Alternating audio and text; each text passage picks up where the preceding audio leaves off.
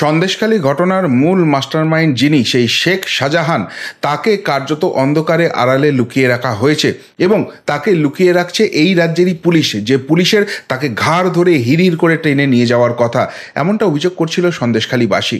এবং সাধারণ মানুষের মনেও প্রশ্ন উঠছিল, কোথায় শেখ শাহজাহান? কেন পুলিশ তো কিছু করবে না জানা আছেই, ইডি সিবিআই সেখানে কেন ঢুকছে না? আর এই শেখ শাহজাহানের খেলা এবার কিন্তু শেষ হতে চলেছে। এই শেখ শাহজাহান যে কতখানি খতরনাক, এবং এই শেখ শাহজাহানের জন্যই আজকে সন্দেশখালী জ্বলছিল। আর সেই শেখ শাহজাহানকে ধরা এবং জেলে পোড়া অত্যন্ত জরুরি, না হলে এই সন্দেশখালীবাসীর যারা নিপীড়িত নির্যাতিত তাদের জাস্টিস দেওয়া সম্ভব নয়। এটা কিন্তু আজকে আদালতই বুঝে গেল এবং এমন এক পদক্ষেপ করলো, সাতটা পর্যবেক্ষণ দিল, তাতে স্পষ্ট হয়ে গেল এবার শাহজাহানের খেলা শেষ। আর তার মাথায় যার আশীর্বাদের হাতই থাকুক না কেন, আর শাহজাহানের লুকিয়ে থাকা সম্ভব নয়। এবার বাঘ বলা হয়েছিল যে শেখ শাহজাহানকে, তাকে গর্ত থেকে বেরোতেই হবে, আর না বেরোলে ইডি সিবিআই ঢুকে ঘাড় ধরে হিড় করে টানতে টানতে নিয়ে যাবে, দরকার হলে তিহারে অনুব্রতের পাশে সেলে গিয়ে তাকে গড়াগড়ি দিতে হবে। সেইটা কিন্তু আজকে নিশ্চিত হয়ে গেল। কি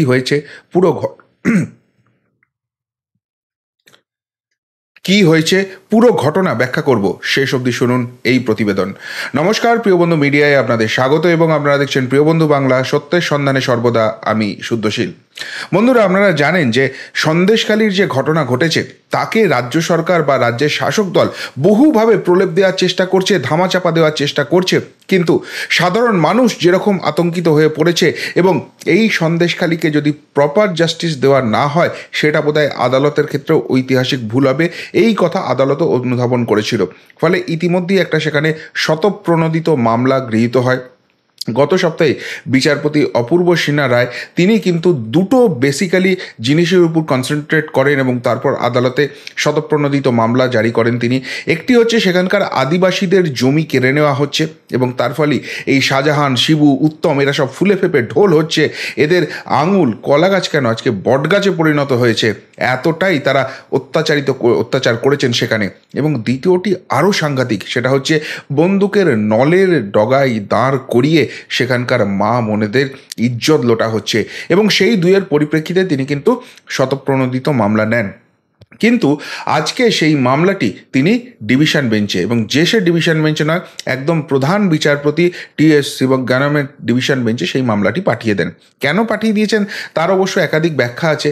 অনেকে বলছেন যে অপূর্ব সিনহা রায়, মাননীয় বিচারপতি, তিনি এই মামলাটি নিয়েছিলেন, কিন্তু তারপর তিনি বুঝতে পারেন যে এখানে যেভাবে চাপটা আসবে সেটা তার এজলাসে চাপটা সামলানো মুশকিল হয়ে যাবে। কিন্তু এটা অপপ্রচার বলেই আমার মনে হয়। যে মানুষটি এই মামলাটি নিয়েছেন তিনি রাজ্য রাজনীতি সম্পর্কে জানেন না, ওয়াকিবহল নন এবং প্রেসার হ্যান্ডেল করতে পারবেন না, এমনটা হতে পারে না। যেটা আরেকটা মত উঠছে, আমি তার অবশ্যই সমর্থক, সেটা হচ্ছে যে এখানে যে মামলায় সিঙ্গেল বেঞ্চে হচ্ছে, ইমিডিয়েটলি সেটাকে স্টে নেওয়ার জন্য রাজ্য সরকার তড়িঘড়ি ডিভিশন বেঞ্চে ছুটছে এবং অযথা সেই মামলার সময়টা নষ্ট করার চেষ্টা করছে। আর তাই তিনি জানেন এই মামলার ভবিতব্য শেষ অবধি ডিভিশন বেঞ্চে যাবেই, তাই তিনি একদম প্রধান বিচারপতির ডিভিশন বেঞ্চে পাঠিয়ে দিলেন এবং সেখানেই একাধিক কড়া অবজারভেশন দিলেন। এবং শেখ শাহজাহানের যে আর পালিয়ে থাকার কোনো উপায় থাকলো না, আদালত নিশ্চিত করবে শেখ শাহজাহান যদি কোনো শয়তানি করে থাকে, যদি সেখানকার মানুষ যা অভিযোগ করছে তার সামান্যতম সত্যতা থাকে, শেখ শাহজাহানের কিন্তু চরমতম শাস্তি হবে, আর গর্তে লুকিয়ে থাকার দিন তার থাকবে না।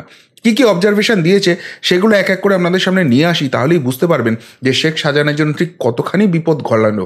আর বিপদটা তো ঠিক একা শেখ শাহজাহানের নয়, যারা তাকে এইভাবে ভালো করে তোয়ালে মুড়ে সুন্দর করে লুকিয়ে রেখেছে সেই বিপদটা যে তাদের সব থেকে বেশি। কেননা এই শেখ শাহজাহানের একা এত কিছু করার হিম্মত হতো না যদি ওই সর্বোচ্চ স্তরের মাতব্বরগুলোর সাপোর্ট না থাকতো। তাদের অঙ্গুলি হেলনেই তো এই শেখ শাহজাহান এইসব কাণ্ড কারখানা করে বেরিয়েছে। ফলে খুব স্বাভাবিকভাবেই প্রশ্ন উঠছে যে শেখ শাহজাহানের জন্য আদালত কি করলো। অবজারভেশনগুলো বলছি এক এক করে। 1 নম্বর অবজারভেশনে যেটা প্রধান বিচারপতি বলেছেন, এমন ব্যক্তিকে রক্ষা করা হচ্ছে কিনা আমরা জানি না, তবে মনে হচ্ছে হয় রাজ্য পুলিশ তাকে রক্ষা করছে, না হলে তিনি পুলিশের আওতার বাইরে চলে গিয়েছেন। অর্থাৎ রাজ্য পুলিশ হয় অকর্মণ্য অপদার্থ, আর না হলে রাজ্য পুলিশ সত্যিই এই কনস্পিরেসির মধ্যে যুক্ত। এর যে কোনো দুটো একটা হয়। যেদিনকে শাহজাহানের বাড়িতে ইডি গেল এবং ইডি অফিসারদের মেরে ফাটিয়ে দেওয়া হলো, খুন করার চেষ্টা করা হলো, সিআরপিএফ জওয়ানদের অব্দি রেয়াত করা হলো না, সেই দিন থেকে শেখ শাহজাহান নাকি পলাতক। এখন পলাতক হলে সেই দিনকে যে শেখ শাহজাহান বাড়িতে ছিল সেটা তো ইডিই কনফার্ম করেছে। রাজ্য পুলিশের নাকের ডগা দিয়ে এরকম একটা সন্ত্রাসমূলক কাজ করে একজন পালিয়ে গেল, তাহলে অপদার্থ ব্যর্থতা ছাড়া কি? এতদিন ধরে তারা সেটা খুঁজে বার করতে পারলো না কেন? এবং 2 নম্বর যে পয়েন্টটা হচ্ছে যে তারা কি এই কনস্পিরেসির সঙ্গে যুক্ত, অর্থাৎ শেখ শাহজাহানকে লুকিয়ে রেখেছে কি রাজ্য পুলিশই? এই সম্ভাবনার কথা কেন উঠে আসছে? কেননা যদি তা না হয় তাহলে এলাকাবাসী কি করে অভিযোগ করছে সেই ঘটনার পরও শাহজাহানকে এলাকায় ঘুরে বেড়াতে দেখা গেছে। এমনকি এলাকাবাসী ছেড়ে দিন, তৃণমূল নেতারাও বলেছেন হ্যাঁ বাজারে দেখেছি মোটরসাইকেল নিয়ে ঘুরছে, আমার সঙ্গে দেখা হয়েছে, আমার বাড়িতে এসেছিল দেখা করতে। আর পুলিশ কি করছিল? নাকে তেল দিয়ে ঘুমোচ্ছিল? কার নির্দেশে পুলিশ চুপ করেছিল? এই প্রশ্ন কিন্তু উঠে গেল। এরপর দ্বিতীয় যে অবজারভেশনটা বলেছেন সেটাও কিন্তু খুব ইম্পর্টেন্ট। সেটা বলেছেন যে এত দিন ধরে ওই ব্যক্তিকে কেন্দ্র করে এত সমস্যা, শাহজাহান প্রকাশ্যে এসে তো বলতে পারেন এই সব অভিযোগ সঠিক নয়, কারও জমি নেওয়া হয়নি। বুঝতে পারছেন শাহজাহানকে কোথায় ঘিরে ধরল আদালত? শাহজাহান বারবার ওই গর্ত থেকে মুখটা বার করছে খ্যাঁকশিয়ালের মতো আর বলছে যে আমাকে আগাম জামিন দাও, আমাকে আগাম জামিন দাও, আমাকে ইডি নিশ্চয়তা দিক, গ্রেপ্তার করবেন, আমি দেখা করব, পিসির বাড়ির আবদার পেয়েছে।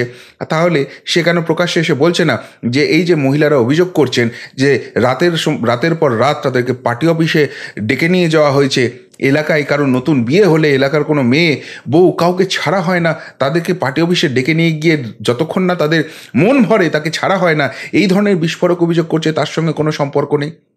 বিঘের পর বিঘে, এই শিবু হাজরার 2000 বিঘে, উত্তম সর্দারের 1000 বিঘে জমি কোথা থেকে এলো? কোনো আইন কানুন বলে কোনো ব্যাপার নেই। কাদের জমি লুট করলো এরা? শাহজাহান বলুক এসবের সঙ্গে তার কোনো সম্পর্ক নেই।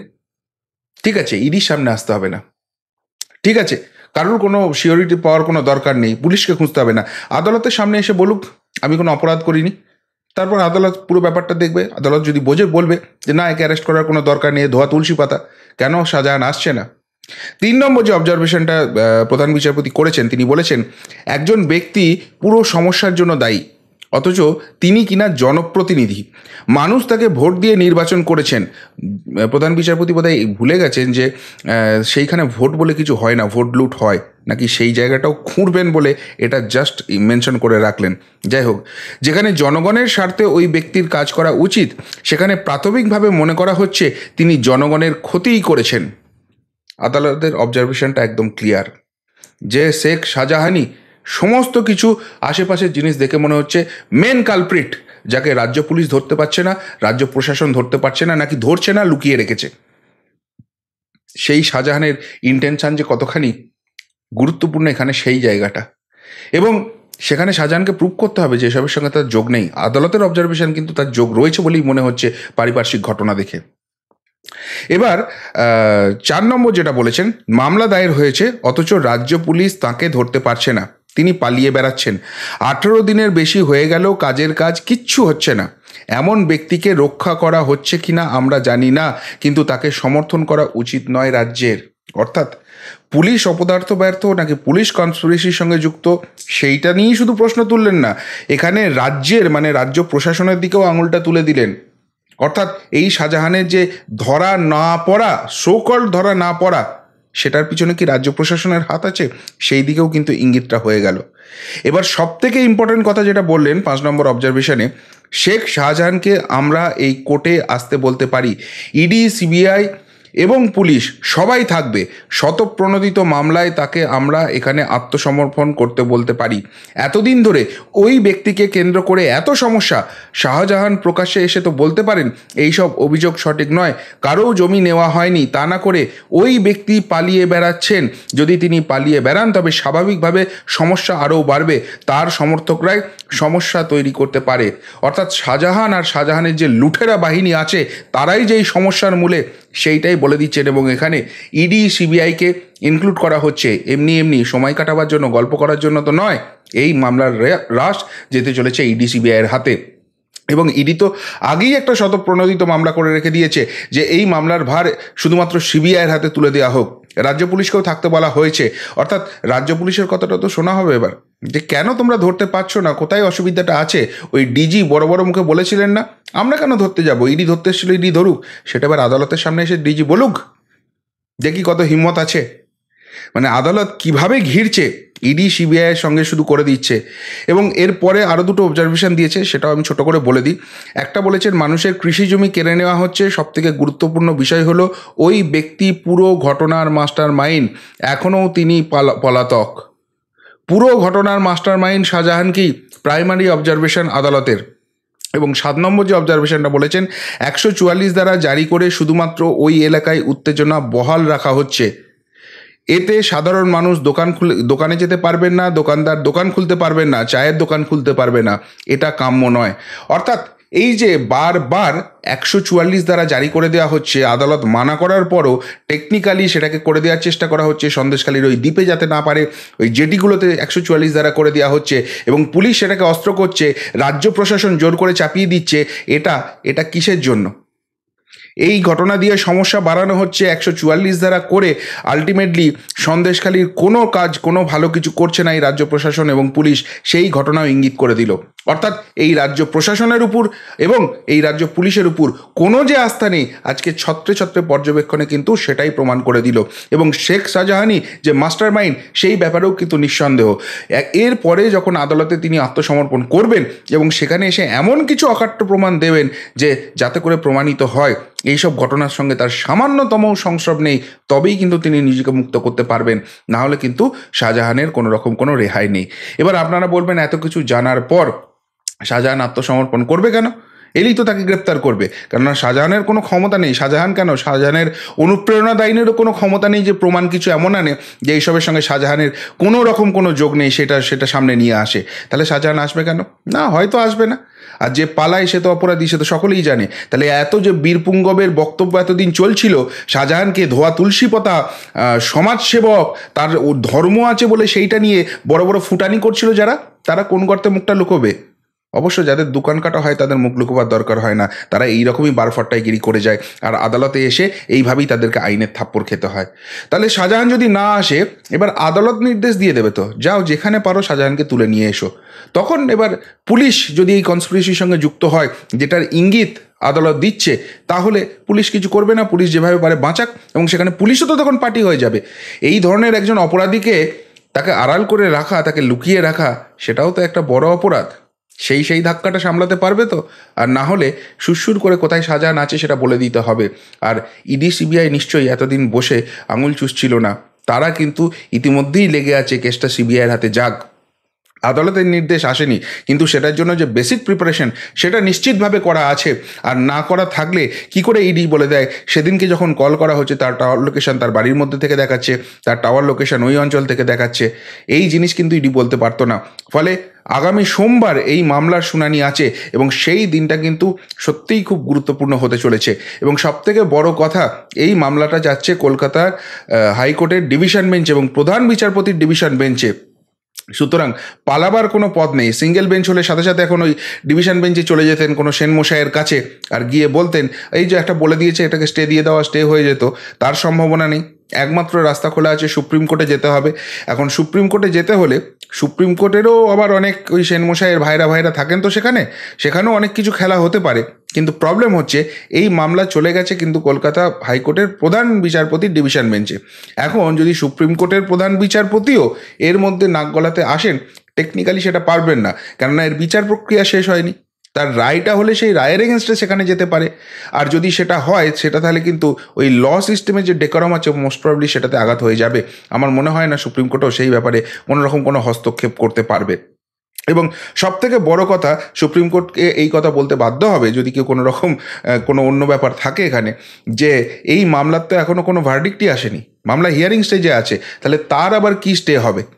এবং সত্যিই তো শাহজাহানকে নিয়ে এত কথা শোনা যাচ্ছে স্থানীয় মানুষের কাছ থেকে, এতবার তার নাম ভেসে আসছে সমস্ত ঘটনার সূত্রপাত এই শাহজাহানের গুন্ডাগার্দির জন্য। তাহলে সেই শাহজাহানকে ডেকেছে তার বক্তব্য শোনার জন্য, কোর্ট তো এখনো বলেনি তাকে গ্রেপ্তার করতে হবে। তাহলে এখনই কেন এই মামলায় সুপ্রিম কোর্ট হস্তক্ষেপ করবে?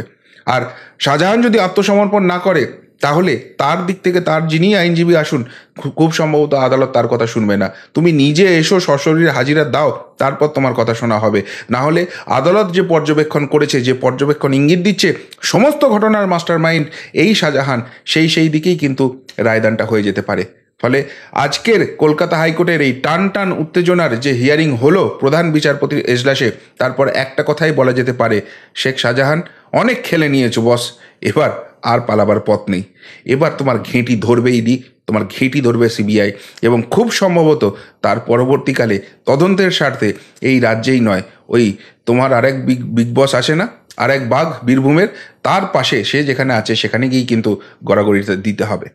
কি বলবেন বিচারপতি অপূর্ব সিনহা রায়ের এই সিদ্ধান্ত, প্রধান বিচারপতির এজলাসে এই মামলা পাঠিয়ে দেওয়া এবং সেখানে প্রধান বিচারপতির এই অবজারভেশন নিয়ে? যদি কিছু বলার থাকে অবশ্যই কমেন্ট বক্সে কমেন্ট করে জানাবেন। এমনকার মতো এখানেই শেষ করলাম, ফেরত আসছি নতুন প্রতিবেদন নিয়ে খুব তাড়াতাড়ি। ভালো থাকবেন, সাথে থাকবেন, পাশে থাকবেন। নমস্কার।